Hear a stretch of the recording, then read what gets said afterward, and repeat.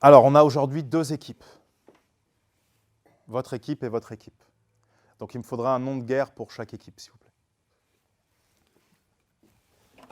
Donc, faites pas trop compliqué, hein, faites simple. Donc ici, voilà, c'est un peu... Et ici, votre nom de guerre, c'est... Vous allez être en compétition acharnée toute la journée, en fait. Warrior. Warrior, ok. Winner. Ah. Ça, c'est... Warrior, c'est global, c'est ils font la guerre, lui, il est tout de suite... Non, nous, on win. Il va droit de vite. Ok. Donc, ce qu'on va faire tout de suite pour voir si vous êtes des warriors et des winners, on va faire un test de lecture. Ok? Donc, c'est très simple, je vais vous distribuer un texte que vous allez lire. Les gens chez eux, ils ont le texte en ligne qu'ils ont à télécharger, c'est le texte 1. Et vous prenez votre temps pour lire ce texte, vous le lisez à la même vitesse que vous lisez d'habitude. Ok? Et ça nous permettra, il y a une émission, moi j'ai pas la télé, mais il y a une émission avec une dame qui fait des relookings et tout. Comment ça s'appelle ce truc-là? Une dame, une brésilienne, a fait des relookings des gens. Hein? Christina, mais l'émission s'appelle comment?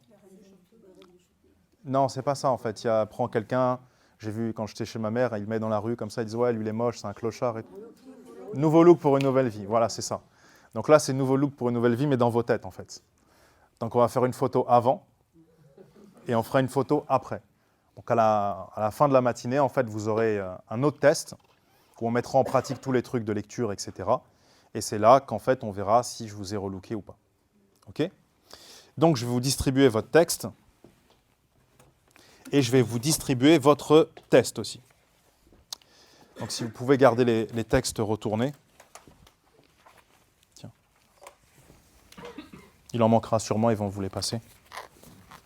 Et ensuite, je vais vous expliquer pour les tests. Et ensuite...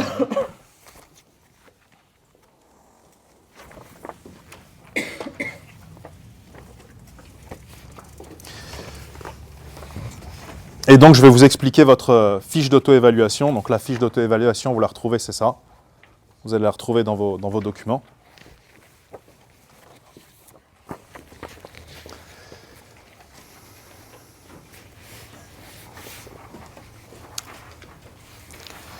Donc, vous marquez votre petit nom, vos petits prénoms, etc. Et cette fiche-là, je la récupérerai en fin de journée. Comme on est un organisme de formation, on est obligé de montrer nos résultats, etc.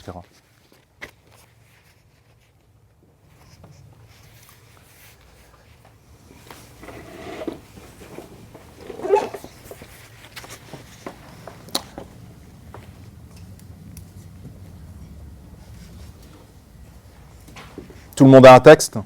D'habitude, moi, je n'ai pas de... Toujours celui qui a... J'ai plus de taille, il est tout prêt, en fait. T'as plus celle-là, la feuille d'auto-évaluation? Vous pouvez lui passer une feuille, s'il vous plaît? Mais t'as un texte. T'as un texte. Heureusement.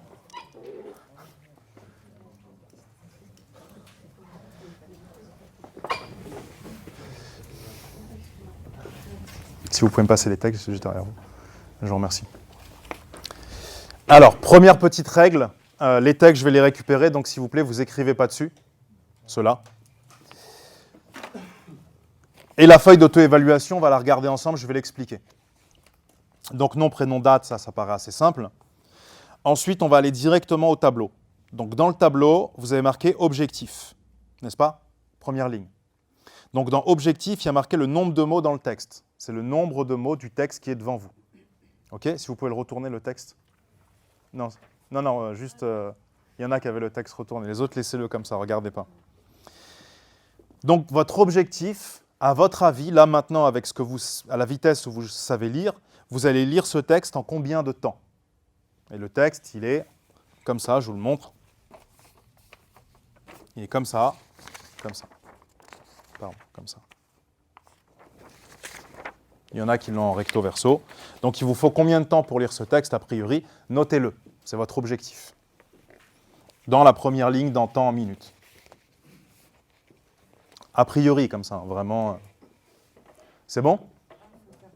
Ouais, faut le faire, ouais.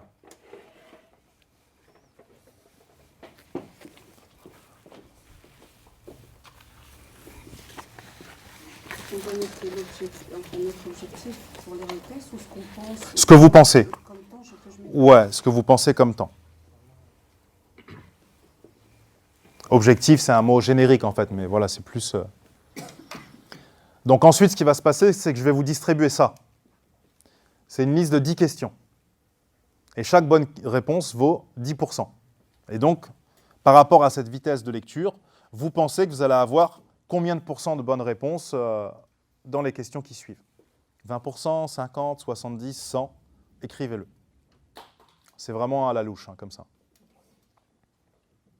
C'est vous qui faites une photo de vous-même, en fait. En fait, chaque bonne réponse vaut 10%. Première ligne, tout à fait, ouais. C'est ton objectif. C'est pour la compréhension. La vitesse, tu ne la fais pas, en fait. Il faut faire un calcul pour la vitesse. Donc, on ne va pas le faire. Là, on est dans la partie compréhension du texte. Tu vas lire, ensuite, je vous donne 10 questions, et ensuite, on les corrige ensemble. Et ensuite, à chaque fois que tu as une bonne réponse, ça te vaut 10%, donc ça te fait 20%, 50, 60, 80% de bonnes réponses à la fin. Exactement. Exactement, de compréhension du texte. Mais il y a une petite partie de mémorisation, parce qu'il va y avoir des questions qui vont vous demander un peu de mémoire. La mémoire à très court terme. OK? C'est bon pour tout le monde? Donc là, en fait, vous allez avoir ça. Ensuite, on fera un deuxième test.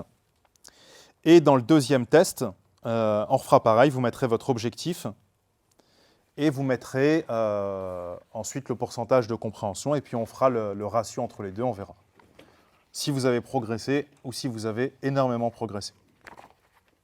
OK? Pas de questions, c'est bon?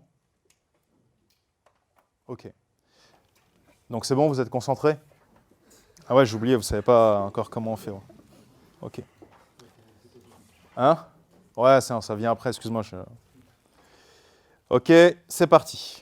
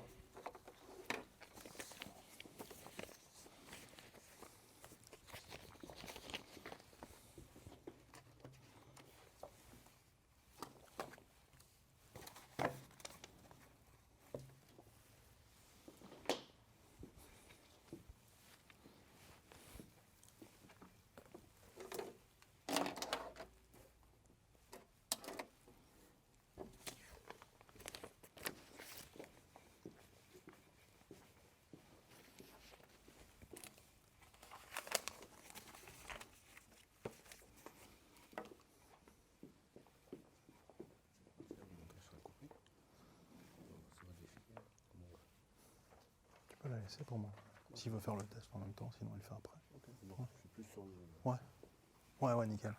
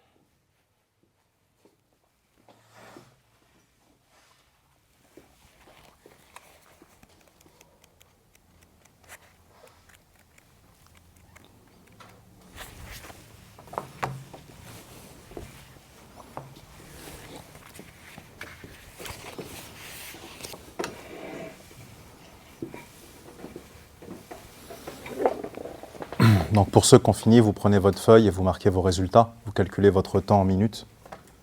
Vous allez voir, il y a un petit calcul au-dessus de la feuille pour pouvoir faire votre... Vous reportez votre temps. Dès que vous avez fini, vous marquez votre temps. Le temps que vous avez mis, bien sûr, sur votre feuille. Faites votre calcul. Et puis après, on mettra le pourcentage de compréhension.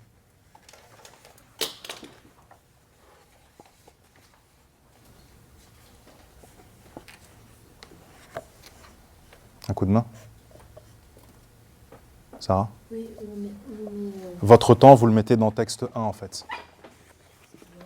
Juste en dessous, ici. là. Voilà. Là, le vrai temps que vous avez fait, vous le mettez dans la partie texte 1.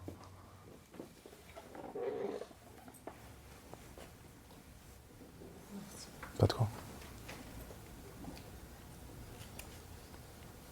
Comme ça, à la fin, vous aurez votre temps, votre nombre de mots par minute et votre pourcentage de compréhension, la totale.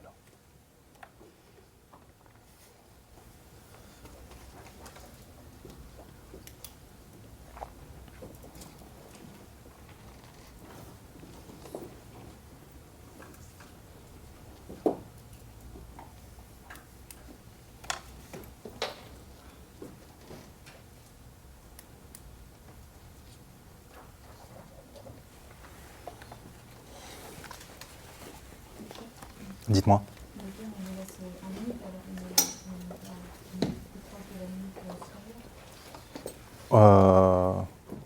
Pourquoi faire ça?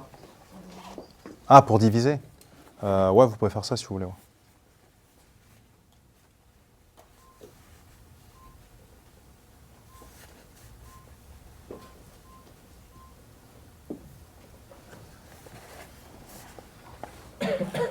Ça va.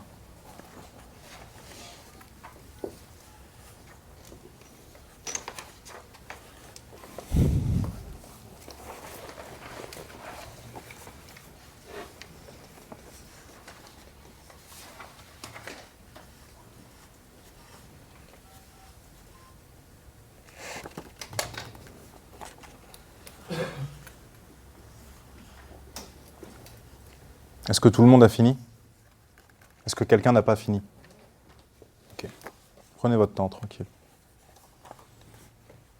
Les autres, vous avez bien marqué votre temps, vous avez fait votre petit calcul, tranquille.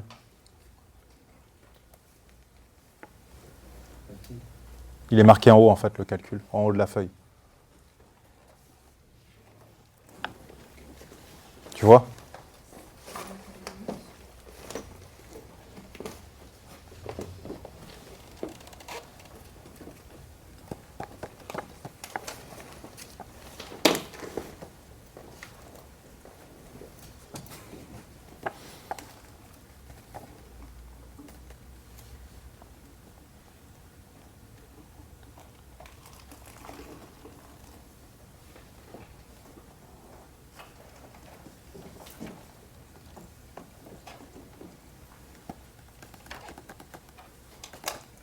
Bien sûr, ouais, allez-y. Est-ce que ça a un rapport avec la didactogénie? Deux. Car si c'est les croyances fausses qu'on a pu nous apprendre. Vous pouvez répéter votre question? Qu'est-ce qui a un rapport avec la diète? Ouais. Vous avez montré des exemples de croyances fausses. Ouais. Ouais. Pendant longtemps, on a enseigné la théorie de Darwin, et maintenant on sait qu'il y a plein de choses qui sont fausses. Ouais. Est-ce que c'est une... Didactogénie, ouais. C'est ça? Ouais. Mais j'imagine que le professeur qui l'a fait souvent avait une bonne intention. Voilà.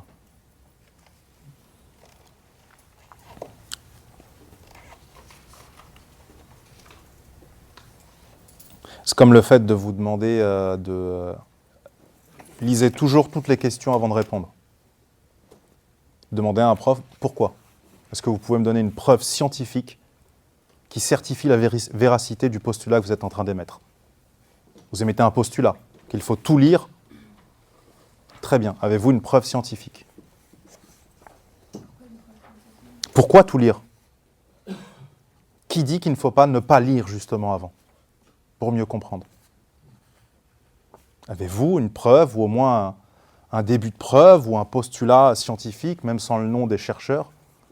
Mais justement, ça rejoint un petit peu ce qu'on disait tout à l'heure, comme enfin, moi je sais avec mes études que mon cerveau des fois a besoin de temps pour piocher. Ouais. Je lis d'abord toutes les questions Besoin de temps pour piocher, ça n'est pas un processus. Ouais, mais mon subconscient, du coup, Ah, c'est autre chose. Voilà, donc là c'est autre chose. c'est une méthode. C'est son subconscient. Donc en fait, quand vous lisez tout avant de commencer à répondre, le subconscient, il envoie, à chaque fois que vous lisez une question, le subconscient, il a 13 millions d'infos par seconde, donc il envoie dès qu'il lit Henry Johnson, ceci, cela, en fait, il envoie des influx d'électricité dans le cerveau. Vous voyez ? Et il va chercher l'information. Vous voyez ? C'est comme je vous ai dit, tout à l'heure, je vous donnerai le nom de la personne qui est avec Chiranta Diop. Vous savez, mon cerveau, il est en train de recréer tout un réseau synaptique pour retrouver le nom de ce chercheur. Vous voyez ? Et je lui dis, ok, cool, prends ton temps. Et à un moment, il va le retrouver, je vous le donnerai. Vous voyez ? Et là, c'est la même chose. Quand vous lisez avant, vous envoyez des influx d'électricité dans le cerveau, dans tous les endroits, et le cerveau commence à chercher, en fait. Il commence à aller. Vous voyez ? Donc voilà, scientifiquement, pourquoi il faut lire avant, pourquoi ça a un bien fondé. Ça n'a rien à voir avec ça, mais c'est à quelle heure la pause? C'est important de savoir, hein, c'est juste... Je sais pas, je verrai. Ça dépend de comment on avance. Si je vois qu'il y en a qui baillent et qui regardent leur montre, ce sera là la pause. Voilà. Sinon, j'estime que vous n'avez pas besoin de pause, en fait. Bien que vous soyez là pour prendre des pauses. On peut faire une journée pause, hein, si vous voulez. Non, c'est au feeling, en fait. Ouais. Cerveau droit, pas trop... je suis pas en mode 10-30, 10-45. Trop scolaire, trop précis, trop prédictible.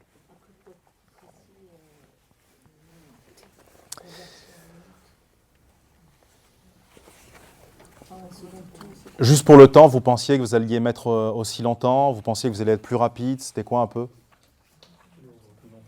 Vous pensiez que vous alliez mettre plus longtemps? Ok.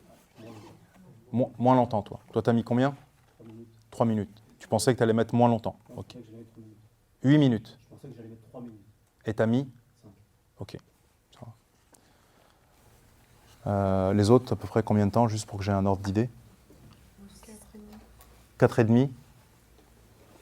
Quelqu'un est à 10, un truc comme ça? 10. Voilà.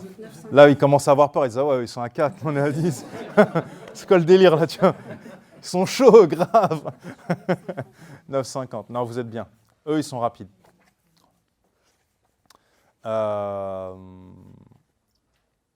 Quelqu'un est au-dessus de 12? Ok. C'est un public facile pour moi, aller au-dessus de 12. Oui. Voilà, c'est tranquille. Moi, je suis pas loin, j'ai 11. Ouais, tranquille. C'était un bon public pour moi, en fait. C'est facile à progresser. Vous avez fini dans le fond ou pas encore? Fini? Ah non, allez-y, notez votre temps. C'est pas grave, on va distribuer en attendant. Finissez de lire tranquillement. Moi, je Ouais. pas besoin d'aide pour calculer. Bah, va vous aider. Vous êtes en binôme pour calculer. En attendant, je vous propose de me remonter les textes. Finissez votre texte, hein, tranquille. Vous les mettez tous ici à Mohamed. Et votre prénom, c'est, parce que je n'ai pas d'étiquette. Ah, Myriam. Ici à Myriam, tous les textes et à Mohamed. Et je te laisse distribuer les questionnaires retournés, comme ça. Et vous, je vous laisse distribuer les questions retournées.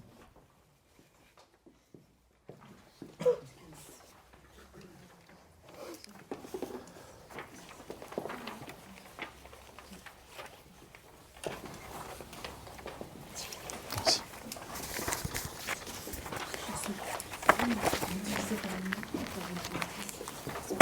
Tout le monde a réussi à faire son calcul, c'est bon?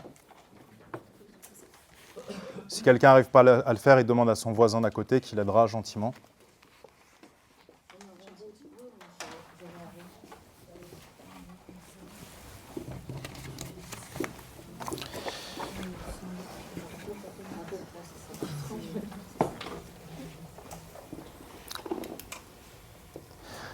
Est-ce que vous pouvez marquer, s'il vous plaît, dans la case compréhension, ou juste à côté, combien vous pensez que vous allez avoir de... Ah, vous avez marqué déjà ou pas?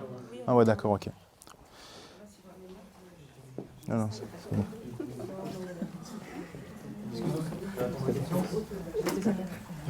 On attend un petit peu.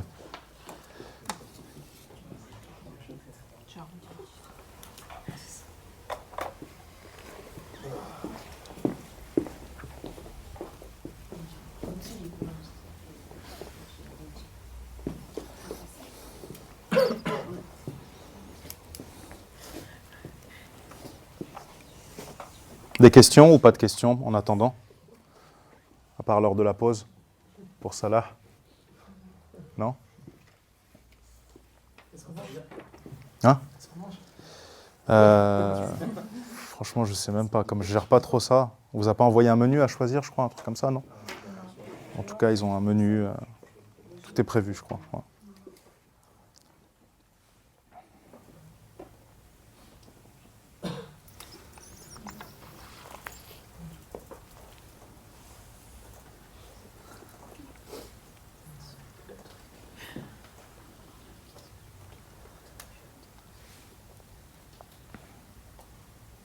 Moi, j'ai une question. Oui, dites-moi. Vous avez dit que vous avez une mauvaise déclaration. Ouais. Ouais. Vous allez revenir dessus après ou... Ah ouais, je vais revenir plusieurs fois dessus. Et j'en ai beaucoup à éliminer. Donc toute la journée, je vais revenir sur beaucoup de croyances fausses. C'est des croyances qu'on a apprises C'est des croyances qu'on vous a appris, ouais. Oui. Et à l'école, beaucoup. aux parents, les Ouais, plus l'école. beaucoup l'école. Voilà. Beaucoup l'école. Ouais. Et je peux vous conseiller des livres à lire si vous voulez en attendant qu'elle finisse, qui ne seront pas dans... que je mettrai en plus pour les gens qui sont en ligne, je vous mettrai la liste des livres. Donc il y a Une société sans école. Comme ça c'est fait, je les donne à la fin, mais là vous les avez là. C'est un très bon livre d'un sociologue qui s'appelle Ivan Illich, qui a beaucoup travaillé sur les voitures, qui dit que les voitures sont une aberration et qu'il plaide pour une société sans voiture, uniquement avec des trams qui traverseraient des autoroutes et des villes, qui seraient beaucoup plus écologiques et beaucoup mieux dans beaucoup de domaines en fait. Et lui, il a inventé une société sans école. Donc, il a réfléchi avec des chercheurs du monde entier. C'est un Brésilien. Et il a inventé un système où l'école n'existe plus. Parce qu'il dit que pour lui, l'école est caduque depuis déjà un bon nombre d'années. Et il reprend un système qui est le système en fait, du compagnonnage, où il utilise et les personnes âgées et les enfants. Et c'est un système, il est extraordinaire. Voilà. Donc, à chaque fois qu'un enfant a envie de faire un métier, on le met avec une personne âgée qui avait déjà fait ce métier. Et la personne âgée le forme, lui emmène voir des gens qui ont repris son entreprise ou autre. Et s'il est intéressé, en fait, la personne âgée lui ouvre toutes les portes. Carnet d'adresse, contact, client, lettre de recommandation, c'est son élève, en fait. Vous notez votre temps? Ok. Et en fait, lui, il plaide pour ça, en fait. Et son système, il est vraiment magnifique.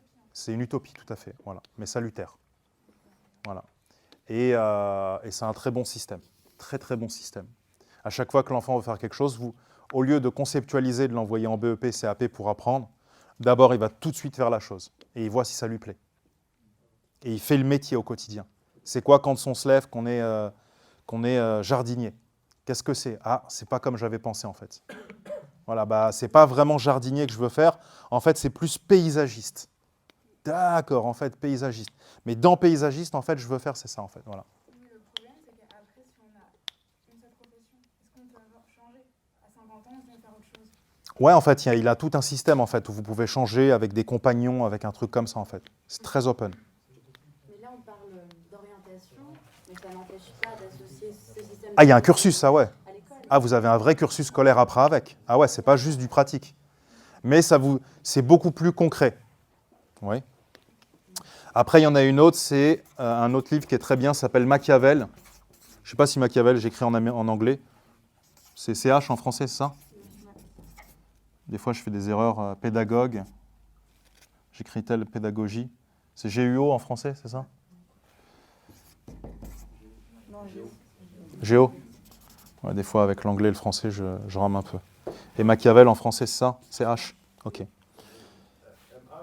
Mais Machiavel, pédagogue, excusez-moi. Ouais, c'est des livres. C'est le titre d'un livre, je n'ai pas l'auteur. MACH. Ouais, Machiavel, Le Prince. Il a écrit un livre qui s'appelle Le Prince, qui est un très très bon livre. Vous pouvez trouver en édition libre aussi sur Internet. Il y a 3 grands classiques en littérature. Il y a Le Prince de Machiavel, il y a le Manuel d'Épictète, et l'autre, c'est L'Art de la guerre. C'est des livres un peu techniques, mais qui sont vraiment... C'est la classe. L'Art de la guerre, Sun Tzu, ouais, exactement. Voilà. C'est utilisé en marketing, c'est utilisé dans plein de domaines. Voilà. Alors, Machiavel, pédagogue, ça c'est un titre, je n'ai pas l'auteur. Et c'est un livre qui est dur à trouver. Il n'y a qu'une édition qui le vend. Et je ne crois pas qu'il est sur la FNAC, sur tout ça. Et il y en a un autre qui s'appelle l'enseignement de l'ignorance. Ça va plaire à ça, là, celui-là.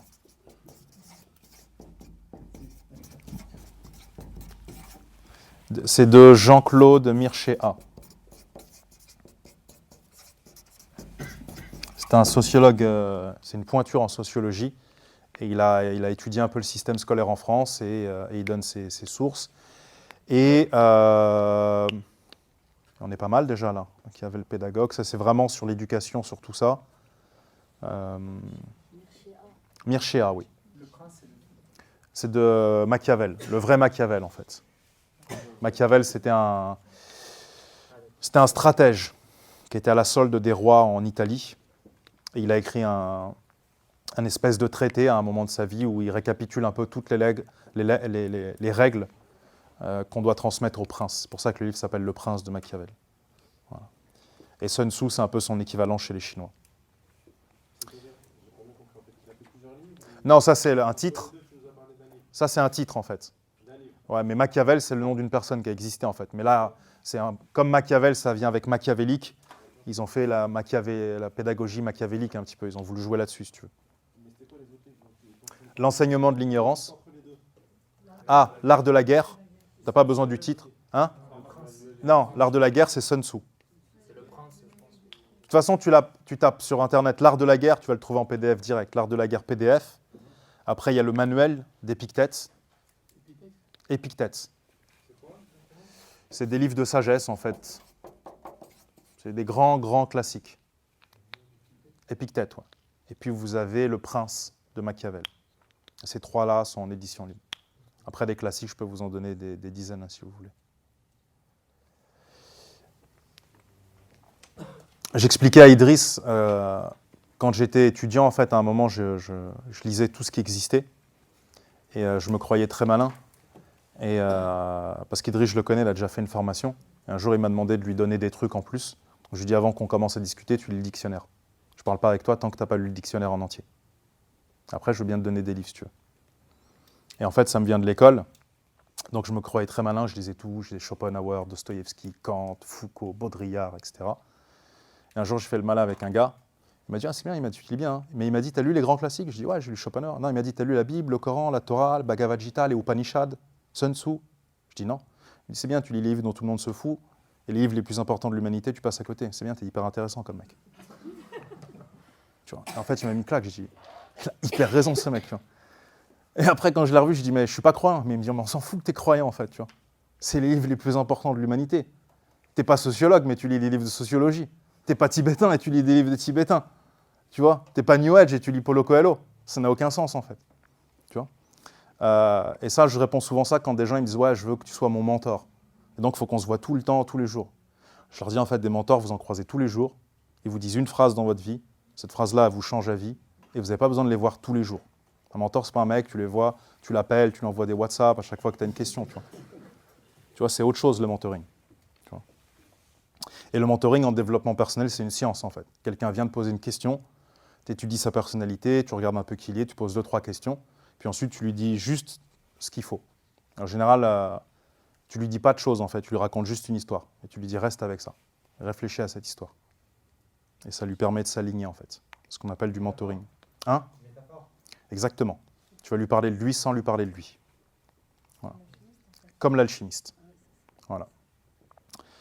L'alchimiste, tout le monde croit que c'est un livre très compliqué. Il a écrit ça en une semaine. Voilà. Mais il a mis 40 ans à penser à l'alchimiste. Dans un coin de sa tête.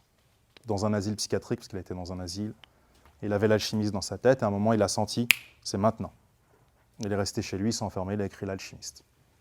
Il y a plein de trucs de PNL, de développement personnel qui sont cachés dans ce bouquin, qui sont vraiment extraordinaires. C'est pour ça qu'il a un succès comme ça. Voilà. Quelqu'un n'a pas lu l'alchimiste? Ok.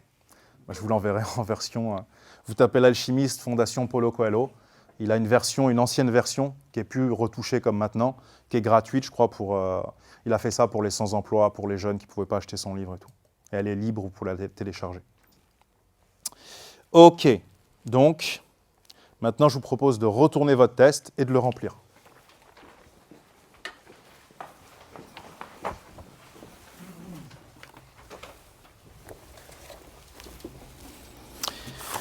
Et ensuite... ensuite, je vais le corriger avec vous.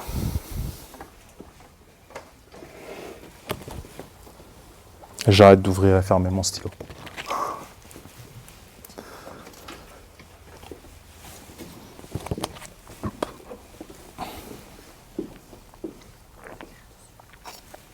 Vous pouvez écrire dessus, celui-là, il est à vous.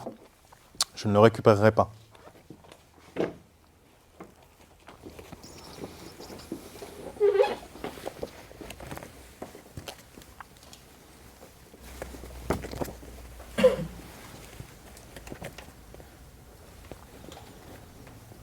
Il peut y avoir plusieurs réponses dans une question. Il peut y avoir 3 bonnes réponses dans une question. Donc, non. Tu coches les 3 si tu veux. Comme ça, tu es tranquille, tu es sûr d'avoir... Là, c'est la pause. Non, il n'y en a qu'une.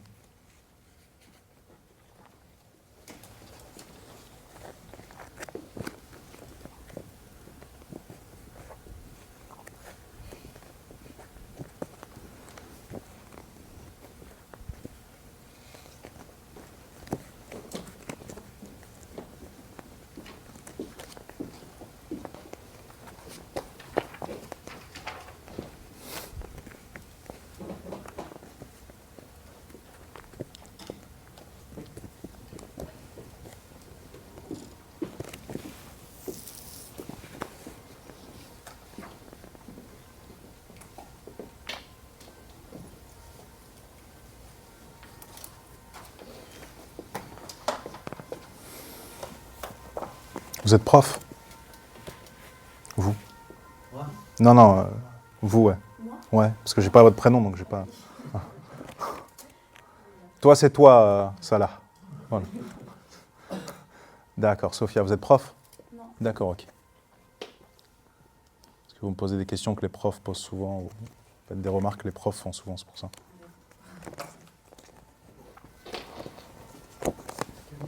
Est-ce qu'il y a une explication du livre L'Alchimiste qui est du côté PNL enfin, comment l'exégèse du livre, mais ce qu'il faut en tirer?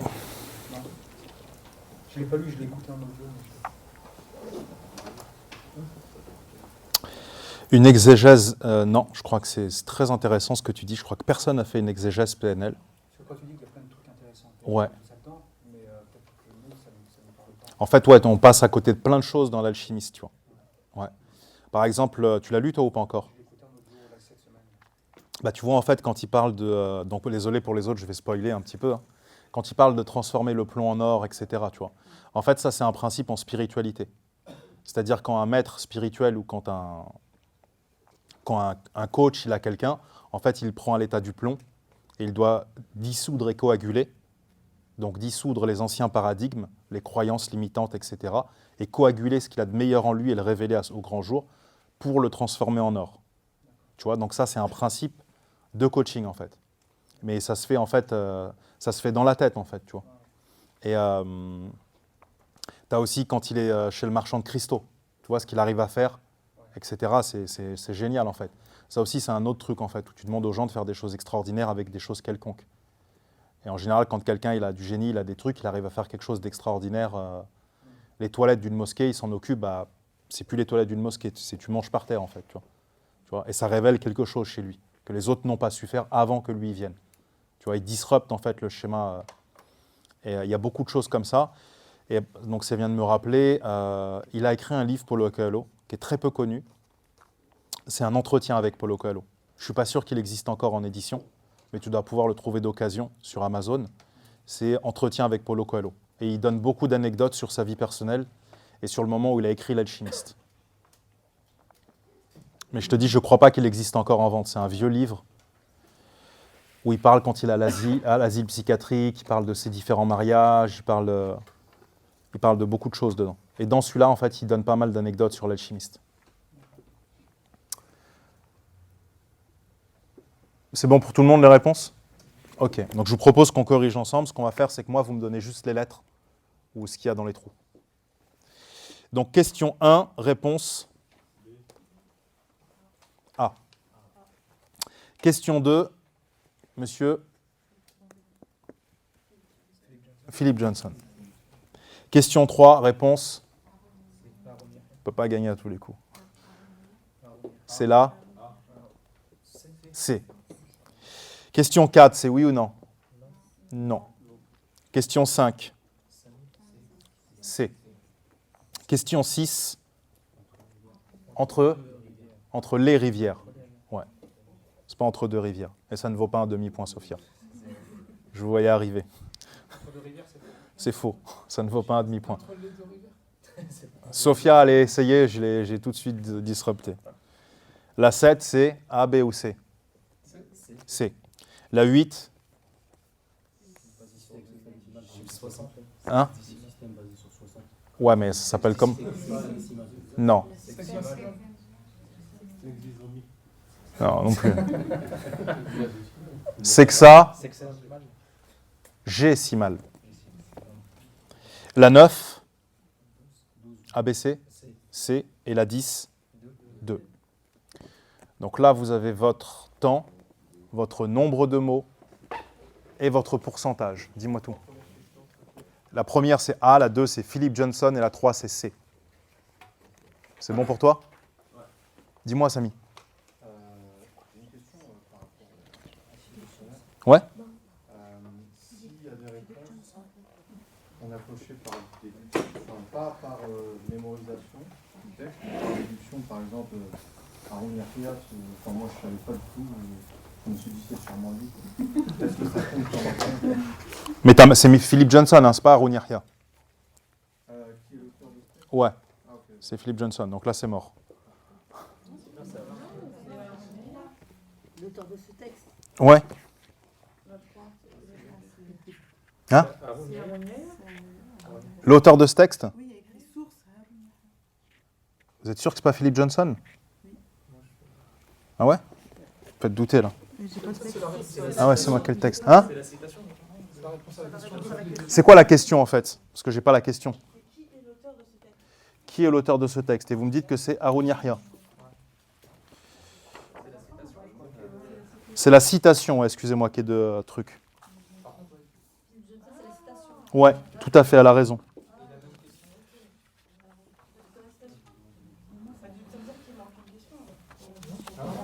Où elle est la citation, juste?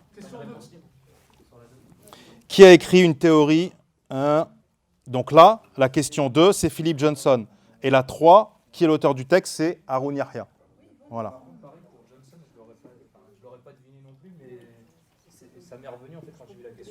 Ça t'est revenu? Ça t'est revenu. Subconscient. Ouais, subconscient. Donc là, c'est bon, tout le monde a compris. Le texte, c'est Haroun Yahya, la citation, c'est Johnson. OK. Vos résultats, ils sont plus ou moins que ce que vous attendiez? Moins? Pareil? OK. Très bien. Donc ça, vous le gardez, et puis on fera un autre test après.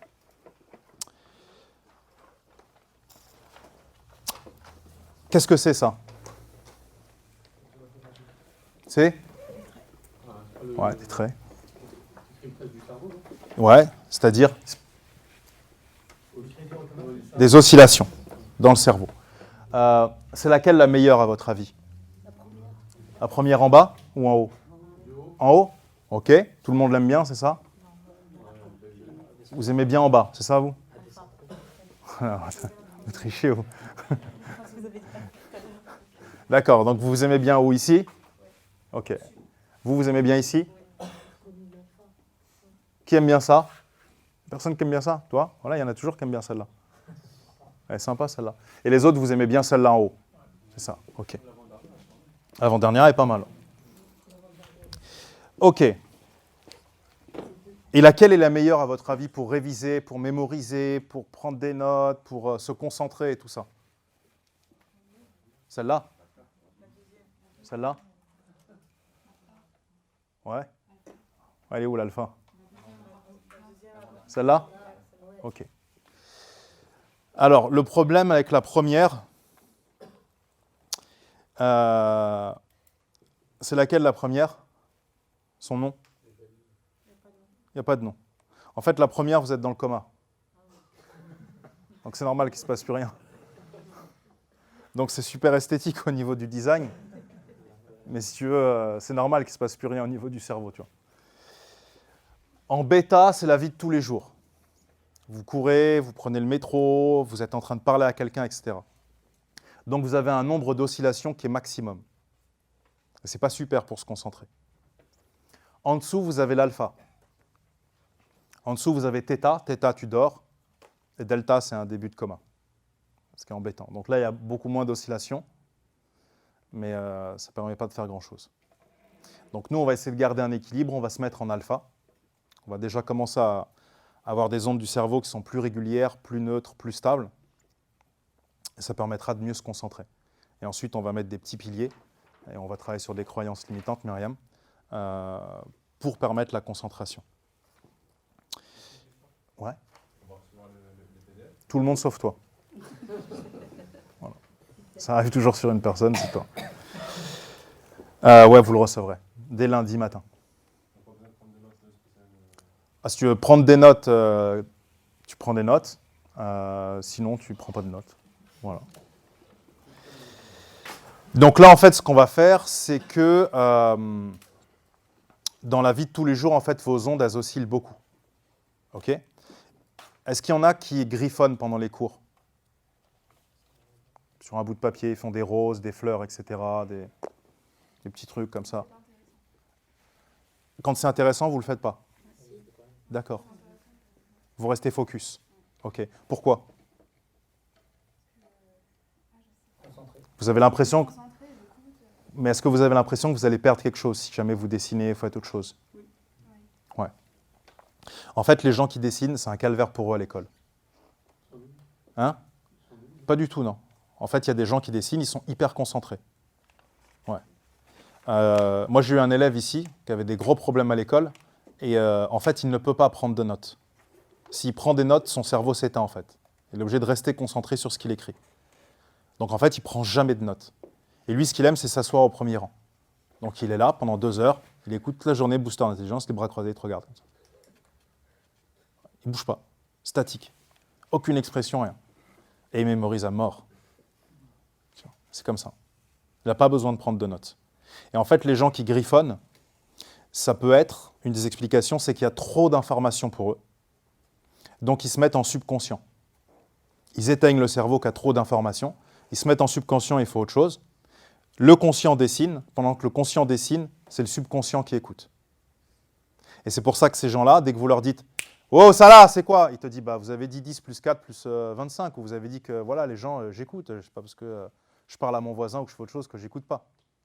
Vous avez déjà vu ça, quelqu'un qu'on coupe, il était en train de faire un truc subconscient. Je n'ai pas besoin de rester focus là-dessus. Donc je fais autre chose, je me lâche. Et si tu vois que même parfois un truc est trop compliqué, moi quand je suis dans des formations, même très cher, je me mets en subconscient. Je dessine, je fais autre chose, je fais un mind map. Et dès que j'entends un truc, hop, je dis ah voilà, mais par contre il faut que je sois concentré là. Et j'écoute. Donc parfois dessiner en fait, ça permet au conscient de se déconnecter et de laisser le subconscient travailler un petit peu dans le sujet et tout. Ouais. Et donc quand on voit quelqu'un dessiner, c'est pas qu'il vous manque de respect ou qu'il n'est pas spécialement pas intéressé. Ouais. Du coup, ça veut dire que c'est bien de dessiner ? Ça dépend des gens. Ça dépend des gens. Ouais. Ça peut aussi être un élève, c'est pas assez technique pour lui, cette partie-là. Il s'est concentré pendant suffisamment longtemps. Cette partie-là n'est pas hyper technique. Il dit donc, je me débranche, je me mets un peu en subconscient, je fais autre chose. Et dès que ça deviendra pertinent, mon subconscient va me le rappeler et je reviens. Et là, j'écris. Tu vois ? Donc là, ce qu'on va faire ensemble, c'est que donc je vais vous demander d'éteindre vos portables. Parce qu'il y a un peu tout type de sonneries et quand on va se mettre en alpha, ça va être un peu compliqué de se mettre avec des sonneries de trucs. Et puis après, vous pourrez les rallumer et faire votre vie. C'est juste pendant l'exercice, 2-3 minutes.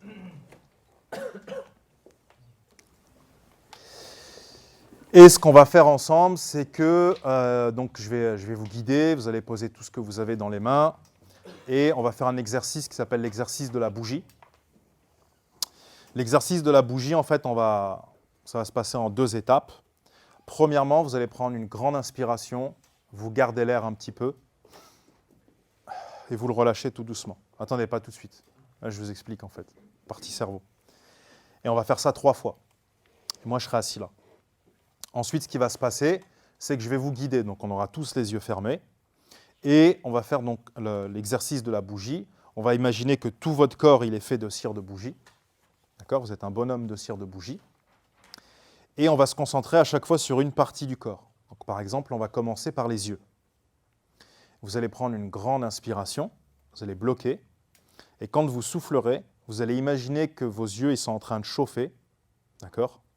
Et comme ils sont en train de chauffer, que vous êtes fait de cire de bougie, vos yeux commencent à fondre et à se détendre complètement.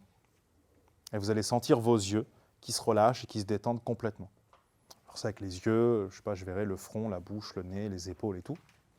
Et en fait ça va nous permettre de passer d'un état où vous avez beaucoup d'ondes, où il se passe beaucoup de choses dans votre cerveau, à un état où vos ondes aussi ont un meilleur niveau d'oscillation.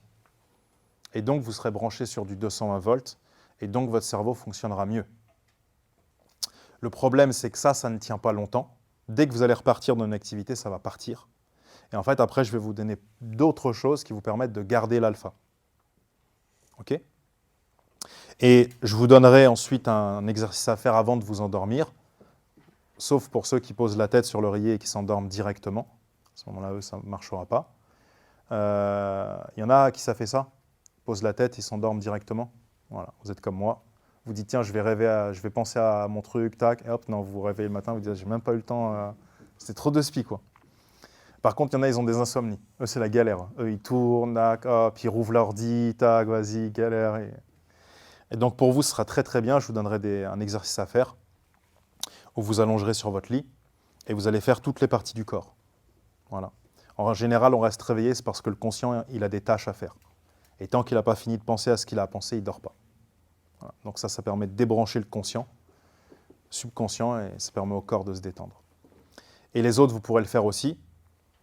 Et après, quand vous arriverez à un examen, un cours, une conférence, dans le métro, n'importe où, prendrez une grande inspiration, expiration, vous ferez fondre toute votre tête, ensuite tout votre buste, et ensuite toute la partie basse. Et au bout d'un moment, le corps, oui, dites-moi. C'est comme du yoga? C'est tout à fait, ouais, exactement. Des exercices de respiration, etc. Tout à fait. Voilà. Puis il y a la bougie, il y a le lac, il y a 1 milliard d'exercices qui existent. Moi, je prends celui-là, après, il y en a plein d'autres. S'il y en a qui n'arrivent pas ou qui ont besoin d'un aide, j'ai des audios.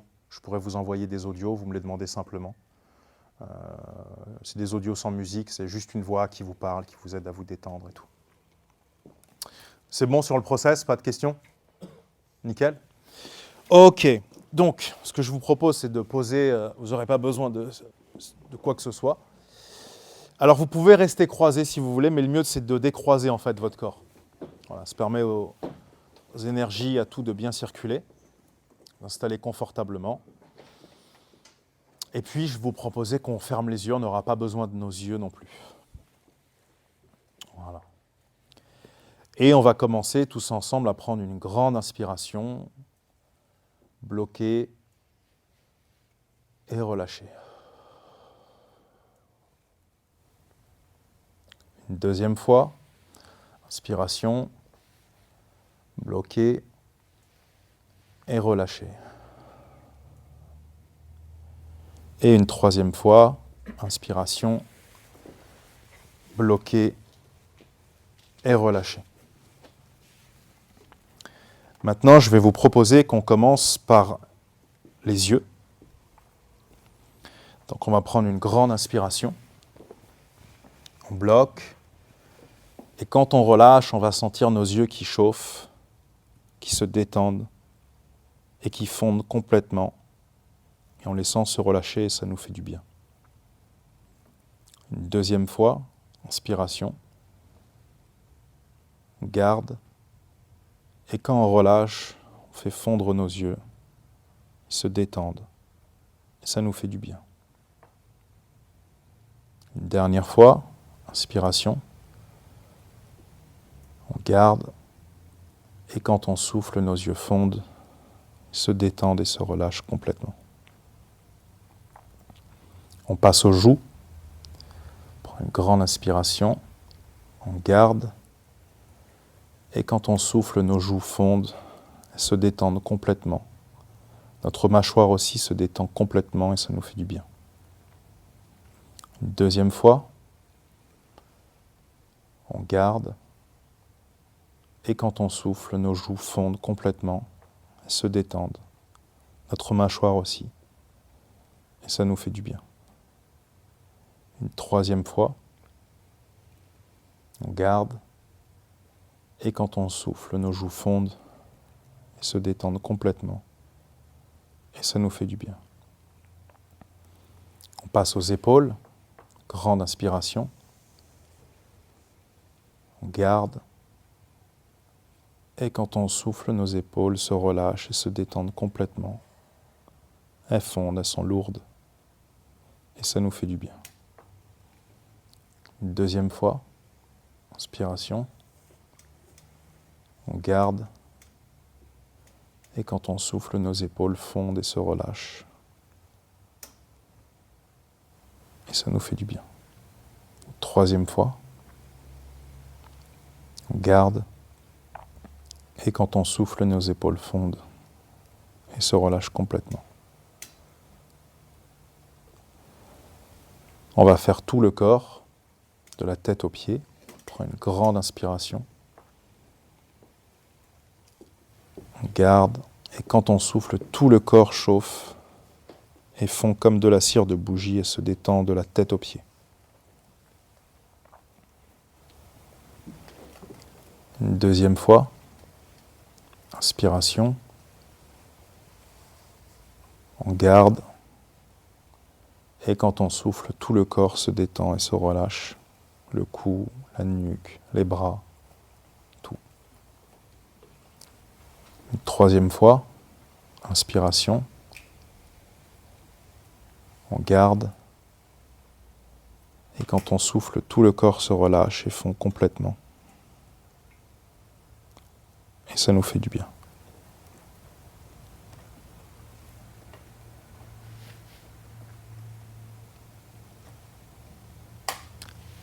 Et tout doucement, quand vous êtes prêts, vous pouvez revenir à l'Institut Repère.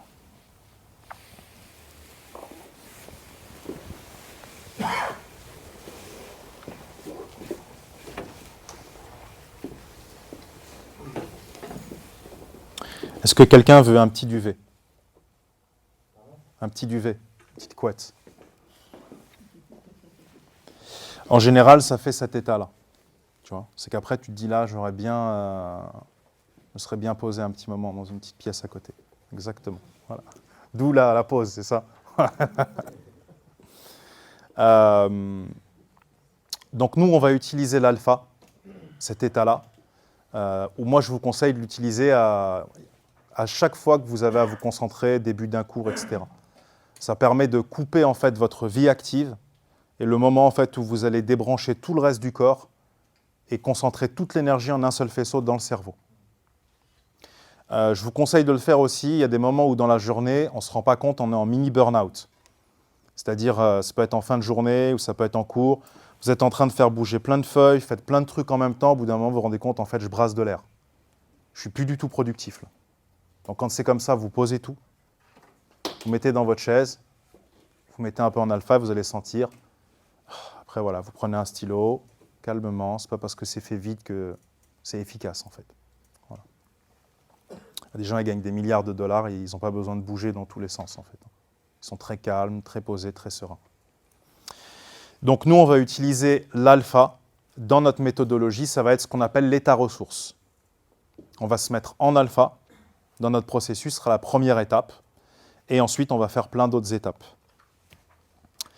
Après s'être mis en alpha, on va préactiver le livre. Donc on va voir qu'en fait, un livre, ça se lie à plein de niveaux du cerveau, avec l'inconscient, avec le subconscient et avec le conscient. On va passer plusieurs couches, comme la peinture. Mais avant de faire tout ça, on se mettra en alpha. Si quelqu'un n'a pas envie de se mettre en alpha, qu'est-ce qu'il fait ? Salah ? Il fait ce qu'il veut. Il ne se met pas en alpha. D'accord ? Et donc, on va préactiver notre livre. On va dormir, on va laisser passer 8 heures, et ensuite, on va l'activer. Et une fois qu'on aura activé le livre, après seulement, on va lire le livre. Non, je n'ai pas envie. Diapo suivante.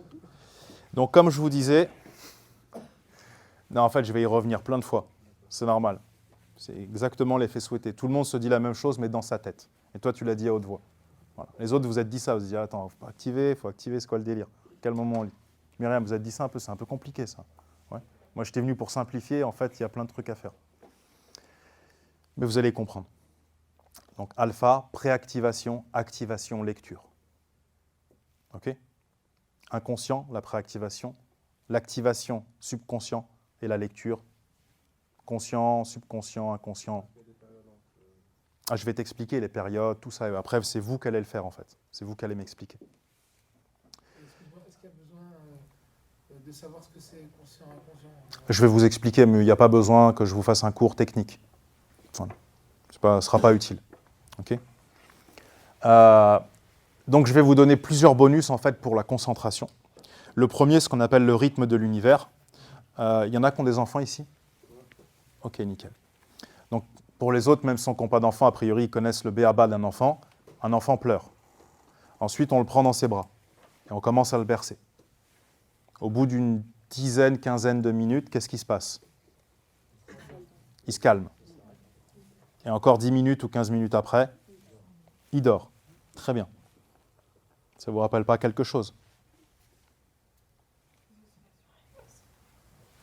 Il était en bêta, il est passé en alpha, puis il est passé en θ.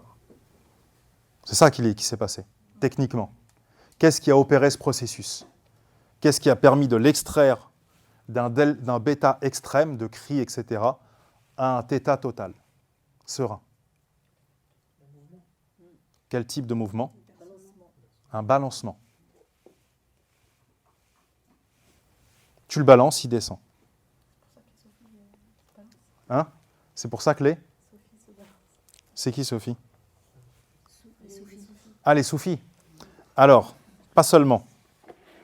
Dans le monde, tout le monde se balance. Sauf nous à l'école.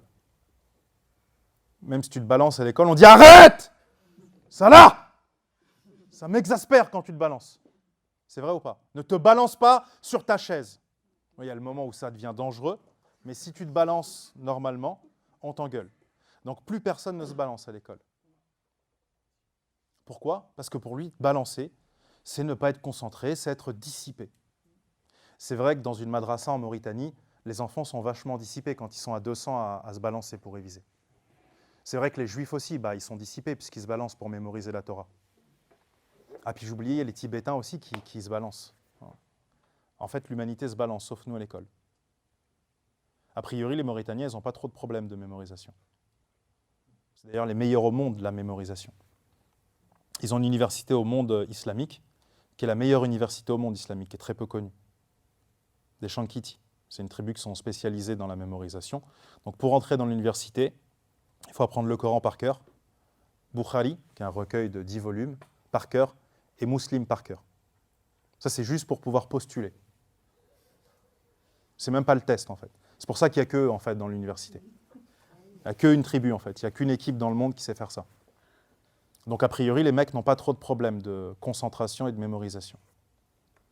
Et pour eux, c'est normal. Si tu ne te balances pas, en fait, c'est que tu as un problème. Tu vois?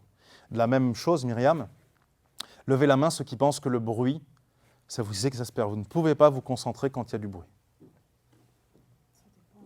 Ça dépend le bruit. C'est vrai qu'un enfant mauritanien, le bruit le dérange beaucoup. Le fait que 200 enfants récitent autour de lui. Ce qui serait intéressant, c'est de le prendre et de le mettre dans une pièce tout seul vide. Et de voir si ce n'est pas le silence qui l'angoisse. Donc ça se trouve, ni le bruit ni le silence ne sont des facteurs dérangeants.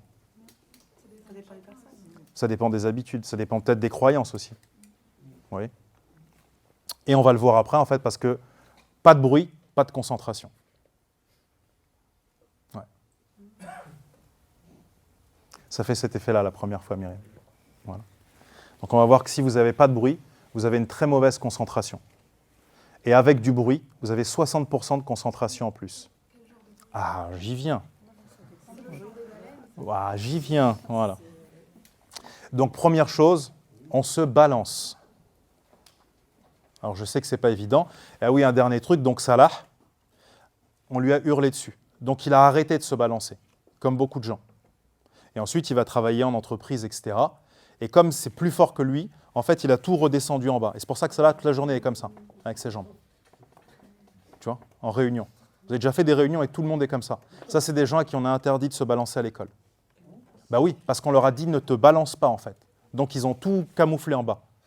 Ils se balancent en... C'est de la contrebande de balancement. Ils font passer ça en contrebande, tu vois. Hein? Ah bah alors attends, pour lui, ça n'est pas du stress, pour le mec qui balance sa jambe.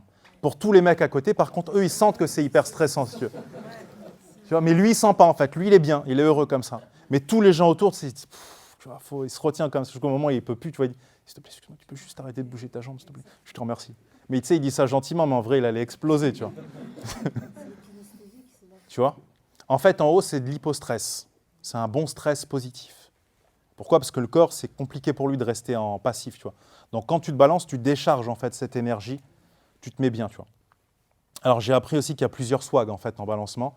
Il y a ceux de côté, il y a des gens qui tournent, il y a des gens qui font d'avant en arrière, tu vois, il y a plusieurs trucs. Et ce qui est bien à l'école, c'est de prévenir en fait le prof, de lui dire voilà, je vais me balancer. Mais alors attends, il y a une astuce en fait. Tu lui dis si le cours est intéressant, ne soyez pas étonnés que je me balance. C'est quand c'est intéressant que je me balance.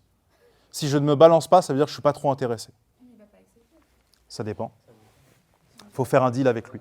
Il faut lui dire si ça vous dérange, ce que je vous propose, c'est que je me mette dans le fond. Comme ça, personne ne le voit. Personne n'est dérangé visuellement. Et je le comprendrai tout à fait. Mais du coup, là, on parle Mais ça, vous ne le dites pas au début, parce que vous n'avez pas fait la com avec moi. Vous avez fait la com, vous, avec moi, non? Voilà. Non. En faire de la négociation par le haut. Parce que là, il risque de vous dire non, vous lui dites ok, j'accepte de concéder, je me mets au fond, et en échange, vous acceptez que je me balance. Vous voyez, j'ai fait un geste vers vous. Je vous demande de faire au minimum un geste vers moi. Vous vous rappelez de ça ou pas? Non, vous n'avez pas fait avec moi? Ok. Ah ouais, c'est vrai. Ok. Et donc voilà, c'est de la négociation par le haut. Voilà, moi, je conseille ça aux enfants. Ils se balancent, sont dans le fond, il est content, ils se balancent. Le prof le voit, il regarde. Et en général, le prof fera toujours comme ça. Dès qu'il dit un truc, il va regarder. Est-ce qu'il se balance ou il ne se balance pas? Tu vois? Et s'il se balance, il est content. Il dit, bon là, c'est intéressant ce que je viens de dire. J'ai sorti un bon truc, tu vois. Ça veut dire qu'il faut apprendre aux enfants que c'est bien de se balancer. Et que Alors, s'ils se balancent, tous les enfants du monde se balancent naturellement. oui, bah, je me rappelle que non, tout le monde se balance. Tout le monde se balançait. Voilà. C'est de la même manière, vous les avez tous lus avec un doigt. Vous avez passé le doigt sous la ligne. Et à quel moment vous avez arrêté? Tous au même endroit, à la même période, quand vous avez commencé à lire. On va voir qu'en fait, il faut lire avec le doigt, en fait. Lire sans doigt, c'est pas bon. Ça va pas du tout. C'est une catastrophe. C'est pour ça que vous êtes là, d'ailleurs. Voilà. Tout simplement. Croyance limitante et surtout didactogène. Voilà. C'est leur canal sensoriel, le kinesthésie. Ouais, en fait, c'est pas spécialement. C'est vraiment pour se décharger. Ouais. Même à un examen, quelqu'un qui se balance comme ça. Ça peut dire que le kinesthésie. Non, pas spécialement. Ouais. D'accord? Donc, on se balance et on choisit son style et on se met dans le fond si ça dérange les gens. D'accord? 2, le bruit blanc. Donc, le bruit blanc. En fait, le problème avec votre oui, votre audition, c'est qu'à chaque fois que vous vous mettez dans un silence, l'oreille interne, en fait, elle entend le moindre bruit. Et le moindre bruit va la déranger. Donc, en fait, vous avez c'est comme si vous avez des oscillations qui sont plates. Et dès qu'il y a un bruit, un voisin, quelqu'un qui parle, en fait, ça fait... Et en fait, ça vient péter votre concentration, complètement. Et ensuite, il faut que vous vous remettiez dans le bain. En fait, le bruit blanc, vous mettez des écouteurs. Donc, il y en a plein. Moi, je vous ai conseillé Noisely. Je crois qu'il est payant maintenant. Des fois, il est gratuit. Il y en a un autre qui s'appelle Calm. Et en fait, vous avez des applications comme ça avec plein de petits sons. Et vous choisissez, en fait. Et vous gardez ça tout le temps sur les oreilles. Donc il y a ça, c'est assez simple. Il y a l'orage. Après, il y a des trucs beaucoup plus spé. Vous savez, une radio sur une fréquence morte. C'est horrible pour vous, mais pas pour tout le monde. Moi, j'ai un pote à moi, il fait que ça, de la radio blanche. Voilà. Il est content. Une espèce de ventilateur. Les gens, ils aiment bien le ventilateur. Mais vous verrez, quand vous allez tester après, vous ferez des tests. Il y a le train. Noisely, N-O-I-S-L-I. Je l'ai marqué là, vous pouvez le... Voilà. Il y a celle-là, il y en a une autre qui s'appelle Calm, C-A-L-M. Il y a même des trucs de méditation dans Calm. Il y a le feu de bois. Il y a de l'eau, la mer, et tout. Voilà. Et après, vous pouvez même faire des combos, c'est-à-dire ils vous en proposent, c'est gratuit, et vous les mélangez entre eux. Le feu, plus la nuit, plus un orage. Voilà. Moi, par exemple, dès que je prends le métro, en fait, je mets ça. Je ne suis pas dérangé par les conversations des gens. René, il s'est battu avec lui. Amel, elle m'agace, etc. Parce que vous ne pouvez pas réviser dans un truc comme ça. Oui. J'arrive, je mets ça, et après, je suis dans mon livre du début à la fin. Et j'entends rien, en fait. Oui. Et en fait, le bruit blanc vous permet de rester concentré. Voilà. Une dernière chose que je n'ai pas pensé à vous dire sur l'enfant mauritanien, sur les juifs, les bouddhistes ou qui vous voulez, même les prêtres, ils se balancent. En fait, c'est que quand vous êtes à plusieurs, votre conscient il est concentré sur votre page que vous mémorisez par cœur. Là, je parle du par cœur. Quand il y a d'autres gens qui révisent en même temps la même partie ou d'autres parties que vous, votre subconscient et votre inconscient, eux, ils les entendent. Et le fait que ça répète, en fait, ça vous permet de l'encoder et de mieux le mémoriser. Donc on croit que c'est gênant, mais ce n'est pas gênant, en fait. Ouais, ça peut perturber au début, mais en fait, il faut vous dire, là, moi, je fais mon truc. Il y a d'autres parties du cerveau qui écoutent ce qui se passe et qui sont en train de déjà réviser et d'encoder avec les autres. Donc, ce n'est pas si gênant que ça, en fait. Ouais. Le désavantage est plus petit que l'avantage à réviser en groupe où tout le monde révise à voix haute. Ouais. Et on pourrait faire le test en France, réviser une poésie. Tu révises ta poésie et tout le monde récite à voix haute comme ça. Bah, ce serait intéressant de voir les résultats. Donc, deuxièmement, toujours avoir du bruit blanc sur son iPhone. Ouais, dites-moi. Ah, tout le monde révise la même chose. Ouais. Pas spécialement, en fait. Pas spécialement. Parce que moi, je connais des professeurs qui le font pour certains trucs. En fait, le cerveau, il se nourrit d'autres choses. C'est-à-dire, il entend ce qui se passe, même s'il n'est pas complètement concentré dessus. Alors, je précise une chose, ça ne marche pas avec la musique. Le bruit blanc, c'est une chose, la musique, c'est autre chose. Il y a des études qui ont été faites à l'époque où ils testaient un peu tout et n'importe quoi aux États-Unis, donc dans les années 70, quand ils testaient le LSD sur les soldats au Vietnam, etc. Et on a fait des études sur la musique. Et en fait, on a vu que la musique, en fait, elle a un facteur. Écouter de la musique qui vous plaît, en fait, ça va libérer un liquide dans le cerveau. Et ce liquide est très proche en fait, de tout ce qui est opiacé, c'est-à-dire opium, cannabis, etc. Non, ce n'est pas la dopamine, je pourrais te retrouver le nom aussi. Et en fait, ce liquide-là, en fait, ce qu'il va faire, c'est qu'il va augmenter tes sensations, tes émotions, te rappeler des souvenirs heureux, te mettre dans un état comme ça. Le problème, en fait, c'est qu'il diminue complètement le spectre de ton intellect. Ton intellect est presque réduit à 20%. C'est-à-dire qu'en écoutant de la musique, tu réduis tes facultés intellectuelles. Pour réviser, des gens qui révisent avec de la musique, tu vois. D'accord ? Faire du sport, faire comme ça, c'est autre chose. Ça peut te donner un facteur d'entrain. Tu vois ? C'est discutable, mais ça peut te donner un facteur d'entrain. Mais écouter de la musique quand tu révises, tu as l'impression d'être dans un entrain, mais le problème, c'est que cette musique, elle développe quelque chose, des émotions et des sentiments en toi qui diminuent tes facultés cérébrales. Donc, très déconseillé. Voilà. Et même dans le sport, c'est déconseillé en fait, d'avoir tout ce qu'on appelle des béquilles, en fait. Parce que sans ces béquilles-là, après, tu n'arrives plus à t'entraîner, en fait.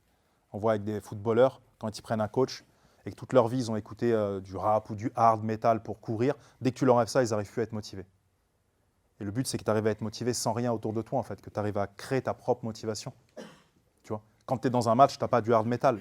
Comment tu vas arriver à avoir la niaque que si tu as du hard metal sur toi, tu vois ?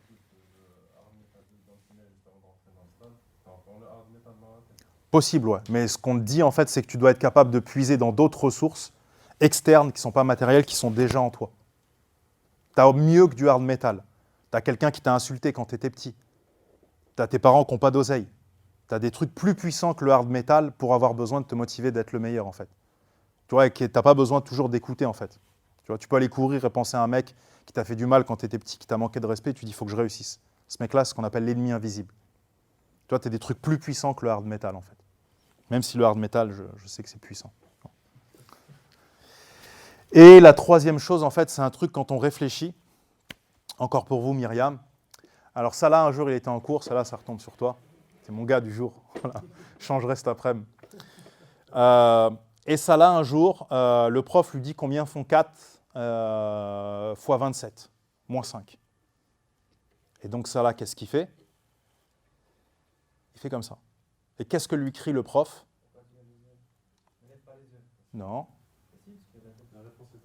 La réponse n'est pas marquée au plafond. Et donc là, tout le monde se dit, je ne regarderai pas au plafond quand je vais réfléchir.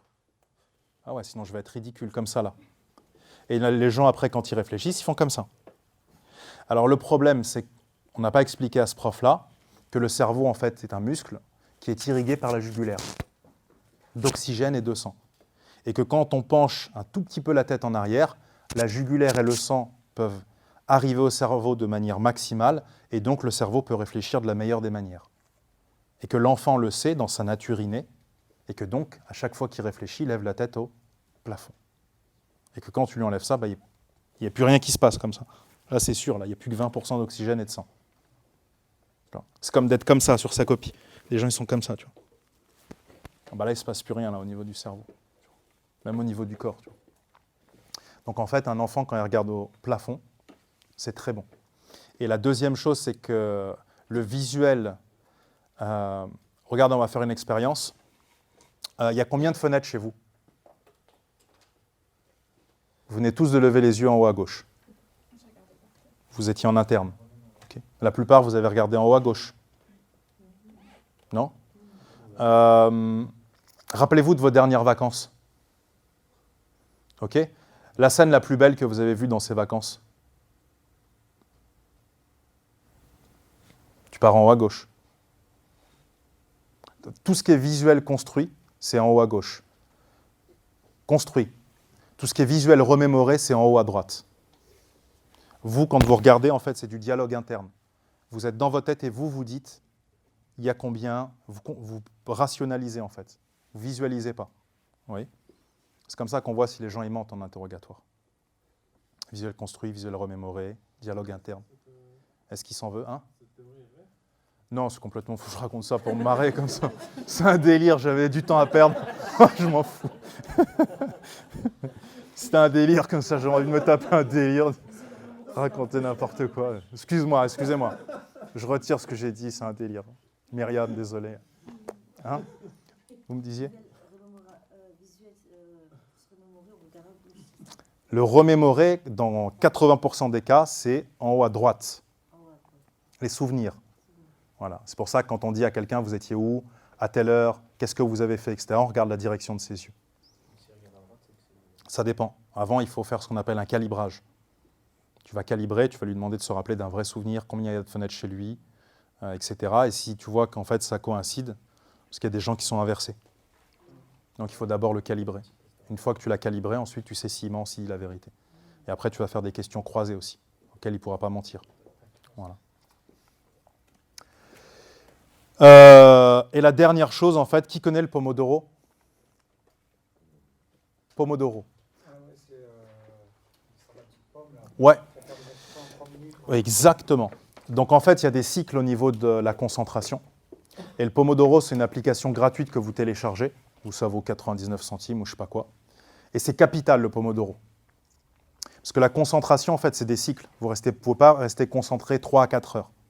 D'accord? Donc, 15 minutes. Toutes les 15 minutes, vous faites une micro-pause. Ça dure 1 minute, 2 minutes maximum. Donc vous faites ça au bout de 15 minutes. Vous pouvez faire, des fois, il y en a qui font 30 minutes. Ce modèle-là, il fait 30 minutes, 25 minutes, et ensuite 5 minutes de pause. Okay. Là, il a 25 minutes de travail, et il fait 5 minutes de pause. Ensuite, il fait une pause au bout de 60 minutes, de 90 minutes, et ensuite, là, il fait une vraie pause. Et je vous conseille de toujours travailler avec un chrono. Parce que si vous ne travaillez pas avec un chrono, vous tombez sur ce qu'on appelle la loi de Parkinson. Vous pouvez le noter, ça vient de me revenir. Et le nom du professeur qui était avec Chiranta Diop s'appelle Obenga, le professeur Obenga. O-B-E-N-G-A, ça vient de me revenir. Théophile Obenga. Ils étaient à 2 quand ils sont partis au colloque du Caire. Voilà. Et Obenga fait des vidéos, je crois, sur Internet, il écrit des livres sur la négritude, sur toutes ces choses-là. Là, en fait, si j'ai bien compris, c'est au bout de 15 minutes qu'on fait une pause. Non, lui, il y a plusieurs modèles de Pomodoro. Lui fait une pause à 25 minutes. Et il prend 5 minutes. OK? Ouais. Après, tu n'es pas obligé de te lever. Hein. Tu peux te lever, tu peux faire ce que tu veux. Ça peut être faire autre chose, boire un verre d'eau, prendre ton truc.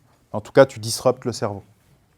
Mais on peut l'adapter pour qu'on sache à quel moment exactement faire la concentration. Non, tu branches ton Pomodoro, ton application, et il te met une alarme. Au bout de 25 minutes, tu as une alarme qui sonne qui dit stop, t'arrêtes tout. Mais je veux dire, comment est-ce que ça va être adapté à ma personne? Ah, c'est tout le monde en fait, c'est des rythmes de cerveau. Ouais. C'est pas des rythmes de personne. C'est pour te permettre de garder toujours un rythme optimal. Parce que la concentration, ça décroît. Et en fait, lui, tu t'arrêtes avant que ça décroît.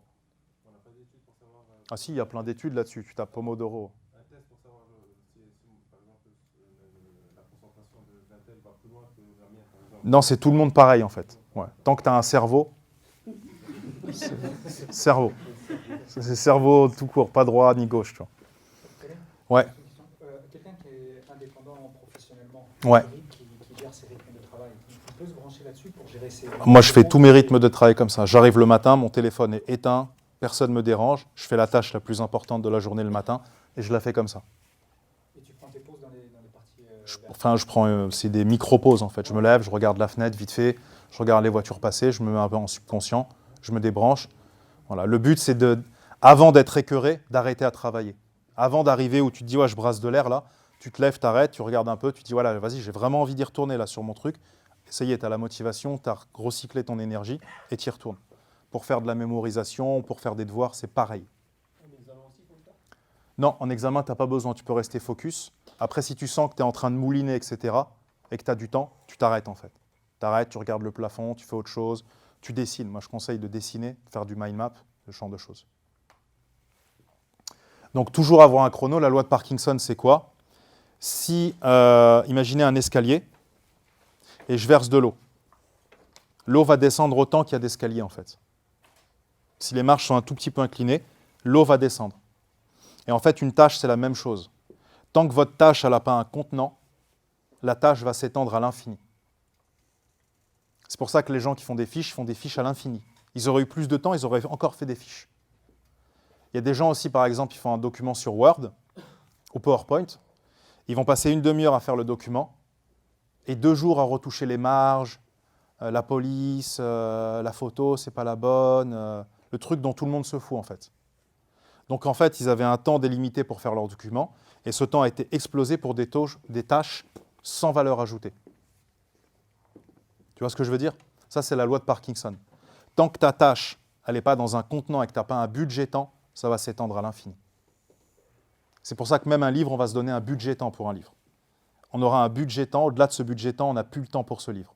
On le range, punition. Et le cerveau va s'entraîner, va se dire, ouais, j'en ai marre depuis. Ah ouais, là, vas-y. En 2 heures, j'ai décidé, je boucle. Et tu boucleras tes livres en 2 heures. Tu n'auras pas le choix.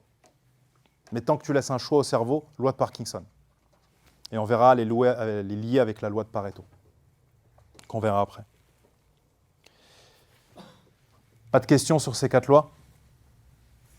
Dites-moi. En fait, le but, c'est d'arriver à lire un livre en 2 heures. Ou en moins, ouais. Oui. Alors, on ne prend pas en compte les livres qu'on lit pour le plaisir. Si, pourquoi pas. Parce qu'en 2 heures, on n'a pas le temps d'assimiler un livre de 500 pages. Alors, vous n'avez pas le temps, maintenant, à 11h du matin. Mais si vous dites 11, ça vous nous bloquez tous dans la même prison que vous. J'aimerais avoir ma part de liberté, si vous voulez bien. Voilà. En fait, vous voyez une cage, vous dites, ah, elle est belle cette cage, bah, je vais m'enfermer dedans. Bah, venez avec moi, les gars. Vous voyez ce que je veux dire? Donc, vous dites, plutôt, c'est de poser une question, est-ce qu'on peut? Ça évite de fermer votre cerveau. Est-ce que c'est possible? Bah, on va y répondre après, mais la question, c'est, quand vous passez 5 heures à lire L'Alchimiste de Paulo Coelho, moi, en 5 heures, je lis tout Paulo Coelho. Est-ce que vous avez assimilé toutes les informations importantes? Une fois que j'ai lu tout Paulo Coelho, je sais quel livre de Paulo Coelho mérite que je lui donne 5 heures. Parce que je n'ai pas 5 heures.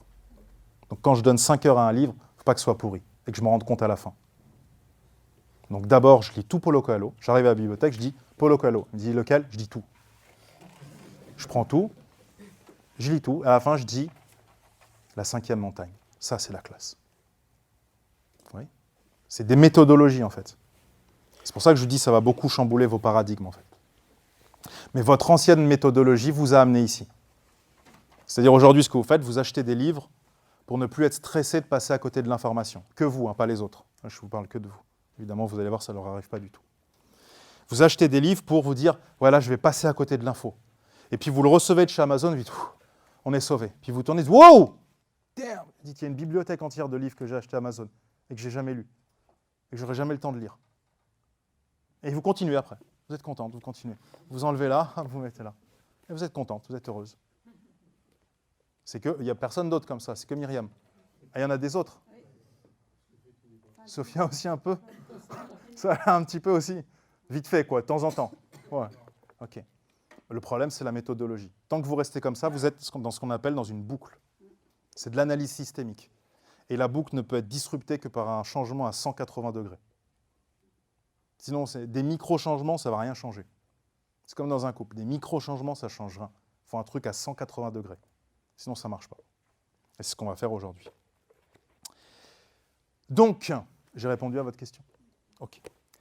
Donc, concentré, c'est l'inverse d'être tendu. Et je vous invite, ceux qui ont des enfants ou des petits cousins, des petites nièces, vous les asseyez et vous leur dites, allez, j'ai un truc hyper important pour toi, concentre-toi. Vous savez ce qu'il va faire? Il va faire comme ça. Il va faire comme ça. Pourquoi? Pourquoi tous les enfants, en fait, qui étaient normalement... Un enfant normal, tu lui dis concentre-toi, il fait comme ça. Il est grand éveillé. Qu'est-ce qui va se passer? Il est attentif. On lui a appris que la concentration, il y a de la tension, il va y avoir du stress, ça va être dur, il y a de la souffrance, ça va être compliqué. Tu vois? Et c'est une croyance limitante. Ensuite, on fait ça, on se met de manière détendue, on est complètement détendu et en rythme. On va préactiver, donc là je vais vous montrer comment on préactive le livre 8 heures avant.